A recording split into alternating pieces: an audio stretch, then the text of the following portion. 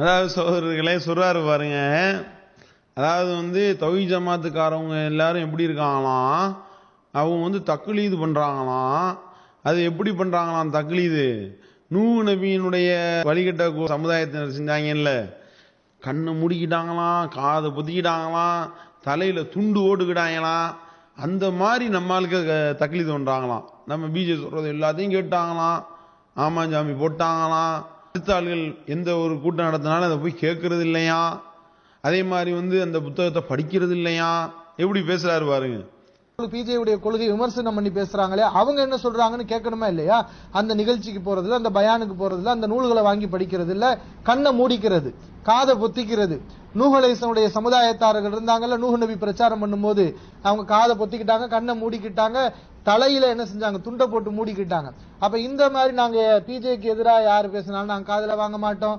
பிஜேயுடைய கருத்தை விமர்சனம் பண்ணி யாராவது ஆய்வு வெளியிட்டா அந்த ஆய்வு எங்களுக்கு தேவையில்லை, அண்ணன் சொல்லிட்டா அவர் சரியா தான் சொல்லுவாரு இப்படின்னு நம்புறது.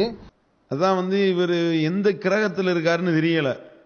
இந்த உலகத்துல தான் இருக்காரா, வேற கிரகத்தில் இருக்காரான்றது விளங்கல. செவ்வாய் கிரகத்தில் இருக்காரா, இல்ல புதன் நெப்டியூனு ப்ளூட்டோல கிடக்கிறாரா என்னன்றது விளங்க மாட்டேனுது. தௌஹீத் ஜமாத்துக்காரர்கள் மற்ற எந்த ஜமாத்தையும் விட இந்த ஜமாத்துல தான் மற்ற யார் என்ன சொல்றாங்க என்பதோட ஒப்பிட்டு பார்த்து அவர்களை ஓட ஓட விரட்டக்கூடிய வேலை நடந்து கொண்டிருக்கின்றது. உறுப்பினர்கள் விரட்டுகின்றார்கள். அவ்வளவு விஷயங்களும் பெருவாரியாக நடந்து கொண்டிருக்கின்றது. மறக்க முடியுமா? ஏன் இங்க இதே நீங்க இருக்கக்கூடிய அந்த ஜித்தா மண்டலத்துல, நீங்க நிகழ்ச்சி நடத்தின ஜித்தா மண்டலத்துல தௌஹீத் ஜமாத்தினுடைய அந்த உறுப்பினர்கள் தானே உங்கள்கிட்ட கேள்வி கேட்டு உங்களுடைய முகத்துடைய கிளி கிளி என்று கிழித்தார்கள். தக்லீத் செய்யக்கூடியவர்களா இருந்திருந்தாங்கன்னா உங்களை இந்த அளவு கிழிச்சு நாரடிக்க வைத்திருப்பார்களா? சிந்திச்சு பாருங்க. என்னென்ன கேள்விகளை மடக்கி மடக்கி கேள்வி, அதுலயும் நீங்க கேள்வி கேட்கவா விட்டீங்க?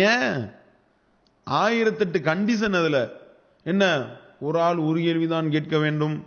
ஒரு ஆளுக்கு ஒரு கேள்வி கேட்பதாக இருந்தால் அந்த கேள்வியை தொடர்ந்து ஒரு சந்தேகம் வருமையானால் அதை அவர் கேட்கக்கூடாது. நான் கேள்வி கேட்கிறேன், எனக்கு சந்தேகம் தான், நான் தானே கேள்வி கேட்பேன். நீங்க கூடாது, உனக்கு பக்கத்தில் உள்ள ஆள் தான் கேட்க வேண்டும். அப்பாஸ் அலியை பற்றி எதுவும் கேட்டுவிடக்கூடாது. நீ சரியான ஆளா இருந்தா என்ன வேணாலும் கேளு, நீ தான் தக்லீது பண்ண மாட்டேல, என்ன வேணாலும் கேளுன்னு சொல்லணும்ல. அப்ப நீங்க என்ன செய்யலாம், தக்லீது பண்றாங்கன்னு சொல்லிட்டு நீங்க என்ன செய்தீர்கள்? எங்க மக்கள் உங்களை கிளி கிளி என்று கிழித்தார்களா இல்லையா?